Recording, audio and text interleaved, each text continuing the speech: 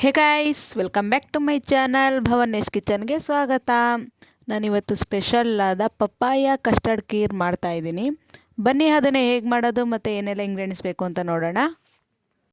ಮೊದಲಿಗೆ ಸಿಪ್ಪೆ ತೆಗೆದು ತುರಿದಿಟ್ಕೊಂಡಿರೋ ಪರಂಗಿ ಹಣ್ಣು 1 ಕಪ್, ಹಾಲು 1 ಕಪ್, ದ್ರಾಕ್ಷಿ ಗೋಡಂಬಿ 2 ಟೇಬಲ್ ಸ್ಪೂನ್, ಸಕ್ಕರೆ 4 ಟೇಬಲ್ ಸ್ಪೂನ್, ತುಪ್ಪ 4 table spoon, custard powder 2 spoon.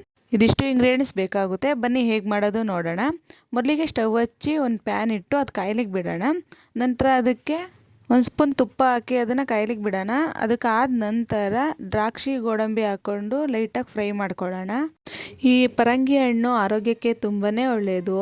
ಹೃದಯಕ್ಕೆ ಸಂಬಂಧಪಟ್ಟಿದ್ದ ರೋಗಗಳಿಗೆ, ಡೈಜೆಷನ್ಗೆ ಮತ್ತು ಇಮ್ಯೂನ್ ಪವರ್ ಬೂಸ್ಟ್ ಮಾಡೋದಕ್ಕೆ ಹೆಲ್ಪ್ ಮಾಡುತ್ತೆ. ಆದ್ದರಿಂದ ನಮ್ಮ ಡೈಲಿ ಡಯಟ್ಸ್ನಲ್ಲಿ ಹಣ್ಣನ್ನು ಆ್ಯಡ್ ಮಾಡ್ಕೊಳ್ಳೋದು ತುಂಬಾ ಒಳ್ಳೆಯದು. ನೋಡಿ, ಇವಾಗ ದ್ರಾಕ್ಷಿ ಗೋಡಂಬಿ ಚೆನ್ನಾಗಿ ಫ್ರೈ ಆಗಿದೆ. ಇದನ್ನು ತೆಗೆದು ಒಂದು ಪ್ಲೇಟಲ್ಲಿ ಸೈಡ್ಗೆ ಇಟ್ಕೊಳ್ಳೋಣ. ನಂತರ ಅದೇ ಪ್ಯಾನ್ಗೆ ತುರಿದಿಟ್ಕೊಂಡಿರೋ ಪರಂಗಿ ಹಣ್ಣು ಹಾಕ್ಕೊಂಡು ಫ್ರೈ ಮಾಡ್ಕೊಳ್ಳೋಣ. ಪರಂಗಿ ಹಣ್ಣು ತುಂಬ ಹಣ್ಣಾಗಿರಬಾರ್ದು, ತುಂಬ ಕಾಯಿನೂ ಇರಬಾರ್ದು. ಆವಾಗ ತಾನೇ ಸ್ವಲ್ಪ ಹಣ್ಣಾಗೋ ಥರ ಇರುತ್ತಲ್ಲ, ಆ ಥರದ್ದು ತಗೊಂಡ್ರೆ ಚೆನ್ನಾಗಿರುತ್ತೆ. ತುಂಬ ಹಣ್ಣಾಗ್ಬಿಟ್ರೆ ಎಲ್ಲ ಸ್ಮ್ಯಾಶ್ ಆಗಿಬಿಟ್ಟು ಹಲ್ವಾ ಥರ ಆಗೋಗುತ್ತೆ. ತುಂಬ ಕಾಯಿ ಆದ್ರೂ ಅಷ್ಟು ಚೆನ್ನಾಗಿರಲ್ಲ. ಅದಕ್ಕೆ ಸ್ವಲ್ಪ ಹಣ್ಣು ಆಗೋ ಥರ ಇರುತ್ತಲ್ಲ, ಅದನ್ನು ತಗೊಂಡು ತುರಿದಿಟ್ಕೊಂಡು ಮಾಡಿಕೊಂಡ್ರೆ ಚೆನ್ನಾಗಿರುತ್ತೆ. ಈಗ ಅದನ್ನು ತುಪ್ಪದಲ್ಲಿ ಚೆನ್ನಾಗಿ ಫ್ರೈ ಮಾಡ್ಕೊತಾ ಇದ್ದೀನಿ. ಅದನ್ನು ಮೀಡಿಯಮ್ ಊರಿನಲ್ಲೇ ಸ್ವಲ್ಪ ಫ್ರೈ ಮಾಡ್ಕೊಬೇಕು. ತುಂಬ ಉರಿ ಕೊಡೋಕೆ ಹೋಗಬೇಡಿ, ಕಡಿಮೆ ಊರಿನಲ್ಲಿ ಚೆನ್ನಾಗಿ ಫ್ರೈ ಮಾಡ್ಕೊಳ್ಳಿ.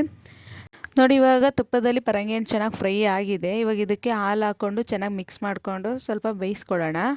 ಇದನ್ನೆಲ್ಲ ಚೆನ್ನಾಗಿ ಮಿಕ್ಸ್ ಮಾಡಿಕೊಂಡು ಅದು ಕುದಿ ಬರೋ ಟೈಮ್ನಲ್ಲಿ ಸಕ್ಕರೆ ಹಾಕೊಳ್ಳೋಣ. 4 ಟೇಬಲ್ ಸ್ಪೂನಷ್ಟು ಸಕ್ಕರೆ ಹಾಕೊಳ್ಳೋಣ. ಯಾಕಂದರೆ ಪಪ್ಪಾಯನ ಸ್ವಲ್ಪ ಸ್ವೀಟ್ ಇರುತ್ತೆ, ಸೊ ಅದಕ್ಕೆ ಜಾಸ್ತಿ ಸ್ವೀಟ್ ಆದರೆ ಚೆನ್ನಾಗಿರಲ್ಲ. ನಿಮ್ಗೆ ಸ್ವೀಟ್ ಬೇಕು ಅಂದರೆ ಇನ್ನೊಂದು ಸ್ಪೂನ್ ಜಾಸ್ತಿ ಹಾಕ್ಕೊಳ್ಳಿ. ನೋಡಿ, ಇವಾಗ ಕುದೀತಾ ಇದೆ. ಇವಾಗ ಇದಕ್ಕೆ 1 ಸ್ಪೂನ್ ಕಸ್ಟರ್ಡ್ ಪೌಡರ್ನ ಹಾಲಿನಲ್ಲಿ ಮಿಕ್ಸ್ ಮಾಡಿ ಇಟ್ಕೊಂಡಿದ್ದೀನಿ. ಅದನ್ನು ಇವಾಗ ಇದಕ್ಕೆ ಹಾಕ್ಕೊತಾ ಇದ್ದೀನಿ. ಹಾಕ್ಕೊಂಡು ಚೆನ್ನಾಗಿ ಮಿಕ್ಸ್ ಮಾಡಿಕೊಂಡು ಲೈಟಾಗಿ ಬೇಯಿಸ್ಕೊಬೇಕು. ನೋಡಿ, ಇವಾಗೆಲ್ಲ ಚೆನ್ನಾಗಿ ಬೆಂದಿದೆ. ಎಷ್ಟು ಚೆನ್ನಾಗಾಗಿದೆ ನೋಡಿ. ಇವಾಗ ಇದಕ್ಕೆ ತುಪ್ಪದಲ್ಲಿ ಫ್ರೈ ಮಾಡಿ ಇಟ್ಕೊಂಡಿರೋ ದ್ರಾಕ್ಷಿ ಗೋಡಂಬಿನ ಹಾಕ್ಕೊಂಡು ಮಿಕ್ಸ್ ಮಾಡಿಕೊಂಡ್ರೆ ಬಿಸಿ ಬಿಸಿಯಾದ ರುಚಿಯಾದ ಪಪ್ಪಾಯ ಕಸ್ಟರ್ಡ್ ಖೀರ್ ರೆಡಿ ಆಗುತ್ತೆ. ಇದನ್ನು ಬಿಸಿಗಿನ್ನ ಸ್ವಲ್ಪ ತಣ್ಣಗಾದ್ಮೇಲೆ ಅಥವಾ ಫ್ರಿಜ್ನಲ್ಲಿಟ್ಟು ಅದು ಸ್ವಲ್ಪ ತಣ್ಣಗಾದ್ಮೇಲೆ ತಿಂದರೆ ಇನ್ನೂ ತುಂಬಾ ಚೆನ್ನಾಗಿರುತ್ತೆ. ಈ ರೆಸಿಪಿನ ನೀವು ಕೂಡ ನಿಮ್ಮ ಮನೆಯಲ್ಲಿ ಟ್ರೈ ಮಾಡಿ. ಹೇಗಿತ್ತು ಅಂತ ಕಮೆಂಟ್ ಮಾಡಿ, ಲೈಕ್ ಮಾಡಿ, ಶೇರ್ ಮಾಡಿ ಆ್ಯಂಡ್ ಇನ್ನೂ ಹೆಚ್ಚಿನ ವೀಡಿಯೋಸ್ಗಾಗಿ ಸಬ್ಸ್ಕ್ರೈಬ್ ಮಾಡಿ. Thank you.